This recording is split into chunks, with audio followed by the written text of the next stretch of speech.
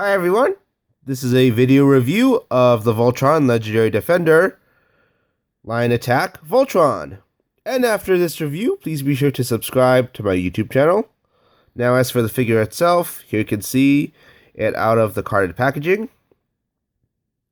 Now one of the things I noticed right away was that the face wasn't painted. Now, when I first got this figure, I just thought, okay, maybe they just forgot to paint one of these, but then when I saw more of these figures, I saw that none of the faces were painted, and I was really disappointed because if you look at the stock photo on the back of the carded packaging, it did show the face painted, but they were too lazy to paint this on the mass-produced toy, so I was really disappointed with that. I really wish they would paint the eyes, the forehead. As for the rest of the figure, it is nicely painted. As you can see, there's some silver on the lion heads, and some silver on the middle of the leg lines, just like the legendary lion's had. You get some nice red on top of the blue lion's head, just like the legendary lion had. That's accurate to the show as well. You can see some nice silver on the arms, and the circles, and on the shoulders. The shield is nicely painted. As for the chest, you can see some nice silver in the abs. Some nice blue on the big V symbol, and some nice gold paint next to it. As for the back, let's see, not much going on back here, at least not more so in the front. The wings are nicely painted here. Unfortunately, it's hollow on this side. So, all in all, I'd say the paint is very accurate to the TV show. I think paint was something they did right with this figure, at least every part except the face. Now, another thing I noticed with my Voltron is that the wings were kind of loose on the back. You can see he's got his wings, and they're folded back here. Unfortunately, you can't get these to open up at all. Now, they do tend to fall off from time to time. I mean, there is some resistance as I'm pulling out, but still, they do tend to be quite loose when I'm turning it. And also the fact they fall out also means they're pretty loose.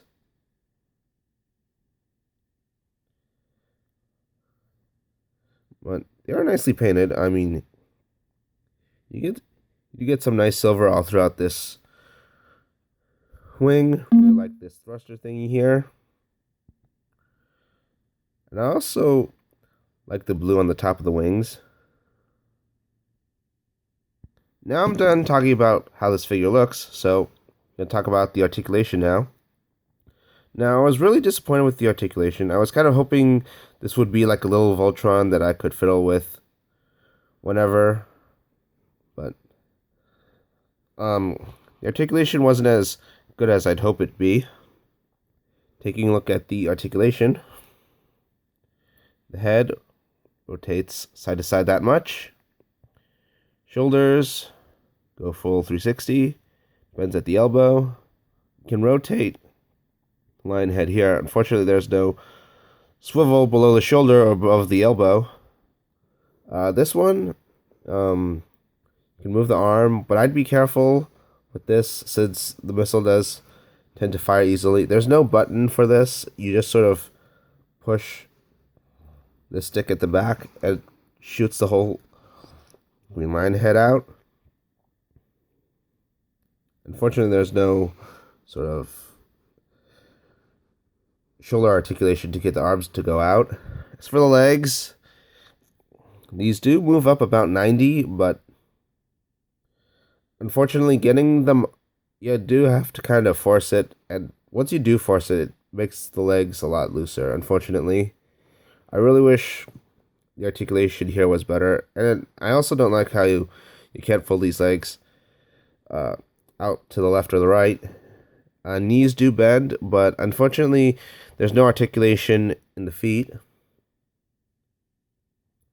So, probably just have to send them like this most of the time. Now, for comparison, here is the line attack Voltron. And here he is next to the Plesiozord from Power Rangers Dino Charge. Now, I think the articulation in the line attack Voltron is pretty poor compared to these 5-inch Power Rangers Megazord figures. I mean, taking a look at Plesiozord, pretty much can pretty much do everything the line attack Voltron can do. Arms can go around, elbows can bend. It's a nice elbow swivel with the Plesiozord.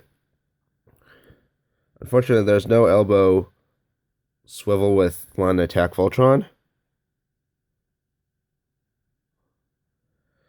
Head goes all the way around. Knees do bend. Feet is on a ball joint. They can go left and right, up and down, diagonal. The feet on the line attack Voltron don't move at all.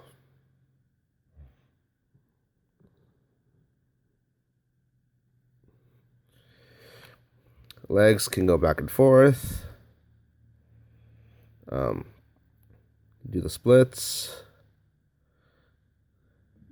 Line attack Voltron can't do that, and I don't think it even goes out that far back either. So, all in all, I'd say the articulation between these two figures, I think the line attack Voltron holds up pretty poorly against Bandai's 5-inch Power Ranger Megazord figures. I mean, if Playmates can do figures that are more like this rather than this, I'd be pretty happy with the figures that Playmates releases for Voltron. But unfortunately, this just isn't as articulated as this Plesiozord right here. Now, if they did do a figure with this level of articulation, then I would be pretty happy with this Voltron, because then I'd have a little Voltron that I could pose and fiddle with whenever I want.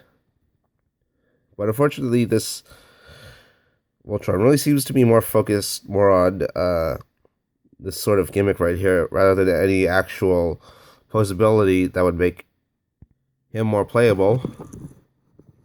Now, the thing about this arm is that the missile can accidentally shoot out, so you have to be careful when moving this arm.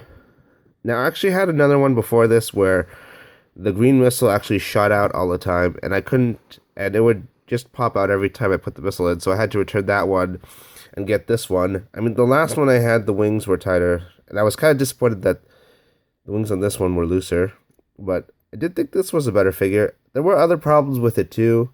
For example, the red line elbow being loose, the legs being loose, mainly because I had to go up 90 degrees. Also because there was this sort of crack in the green line's arm. That's another reason I returned it. So, all in all, I really can't recommend this. I mean, it's not as posable as I thought it'd be. And it's really this missile gimmick that sells this toy right now. Well, that's it for my review. Please be sure to subscribe to my YouTube channel. You can also follow me on Twitter, twitter.com/legendantihero. You can also follow me on Instagram. My username there is legendaryantihero. And you can also follow me friend me on Facebook, facebook.com/legendantihero. Well, that's it for my review. Goodbye.